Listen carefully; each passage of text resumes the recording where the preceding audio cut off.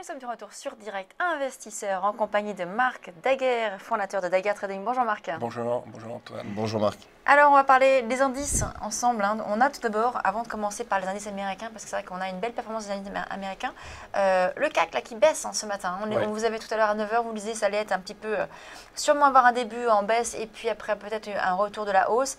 Ben là, la baisse se poursuit. On est qu'à 1 heure de l'ouverture, on est à moins 0,81%. Voilà, c'est à moins 0,81%, pardon, à 5159 points. Voilà, vous pensez que ça va continuer comme ça? On est sur une tendance baissière aujourd'hui? Oui, là pour l'instant, forcément, on est sur une tendance baissière. Maintenant, alors justement, non, je suis pas sûr. Je suis pas si sûr que ça.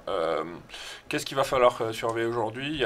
Au niveau statistique, il n'y a pas forcément grand-chose. Maintenant, il faut juste remarquer une chose. Vous parliez des indices US, effectivement, les indices US ont repris une bonne direction la semaine dernière, et notamment parmi eux, surtout le Nasdaq, les deux Nasdaq, le 100 et le composite, qui sont en train de revenir.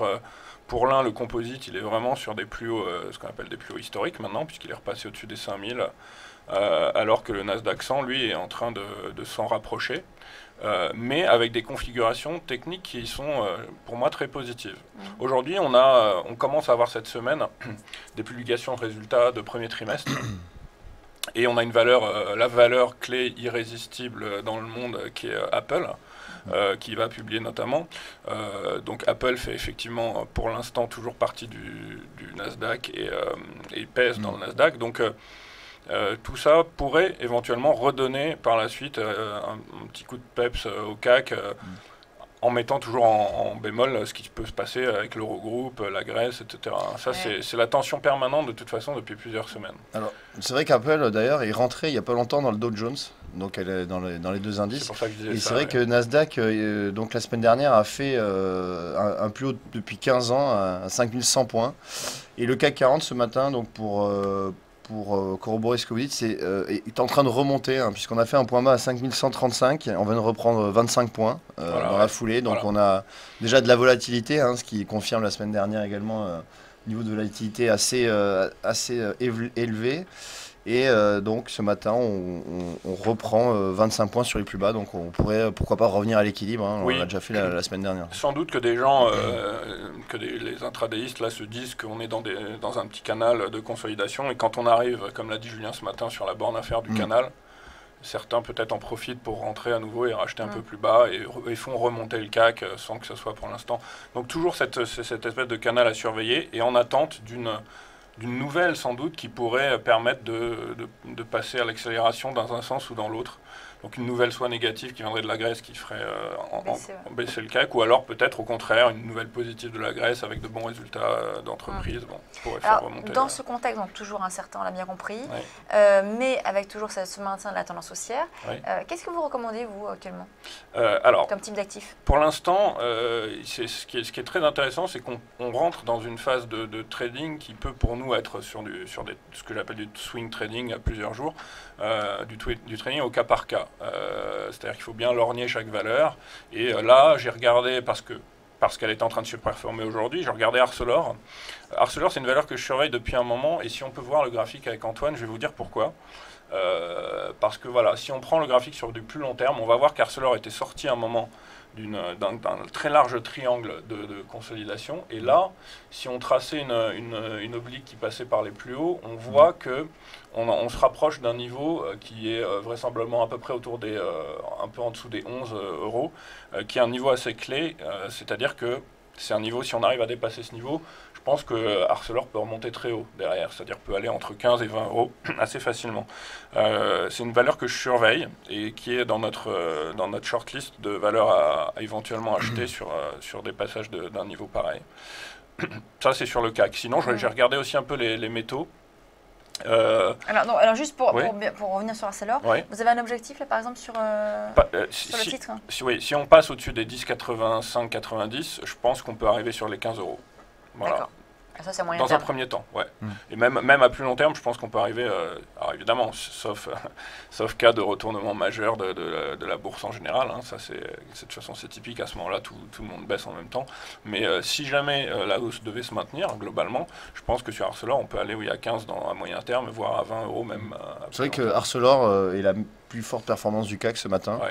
On voit qu'il y a un titre qui tente de se retourner à la hausse, on le voit depuis plusieurs semaines. Ouais, Oui, et justement pour revenir sur ce que vous dites Antoine, un titre qui a un petit peu sous-performé dans ce début d'année où les indices européens étaient plutôt positifs. Donc on sait très bien en termes de trading, quand il y a une tendance comme ça qui est maintenue, les investisseurs vont plus facilement vers les titres qui ont sous-performé en se disant que c'est peut-être vers eux. Oui, on l'a vu notamment sur des cours de valeurs pétrolières comme CGG ou Maurel & Prom. Tout à fait. Où les investisseurs sont revenus à l'achat.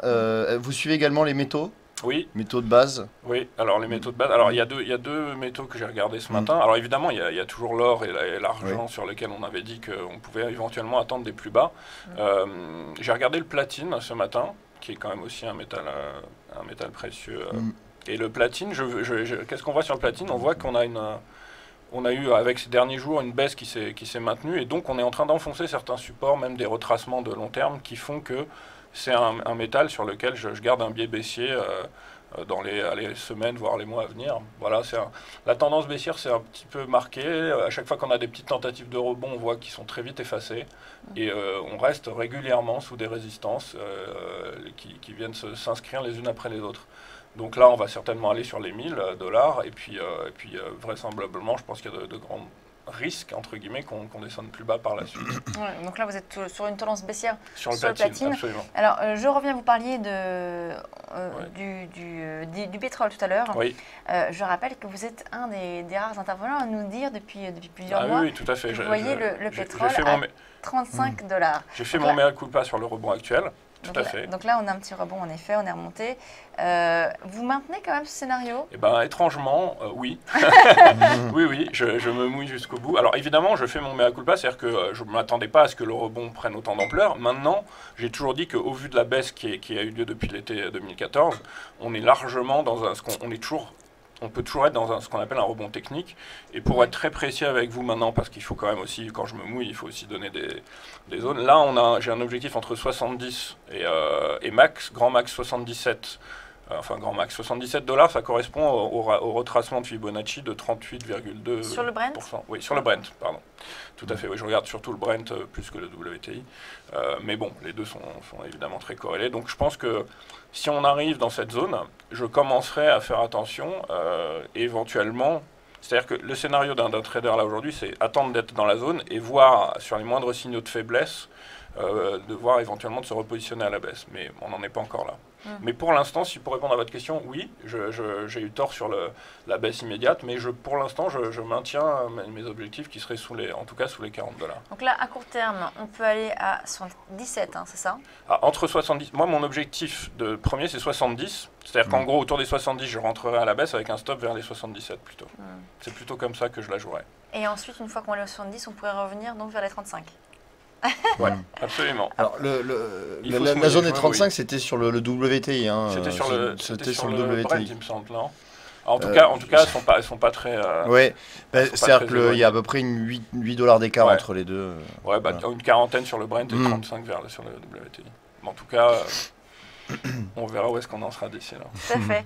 Un dernier mot sur l'or. C'est vrai que vous nous en avez parlé récemment, plusieurs reprises. Là, on est à 1182 l'once en légère hausse. Est-ce que ça va poursuivre sa remontée? Oui, toujours ce que je disais sur l'or. Pour l'instant, en court terme, on a une sorte de figure de tête-épaule qui devrait mener l'or un peu plus bas dans un premier temps. Et je reste pour l'instant négatif sur l'or et l'argent.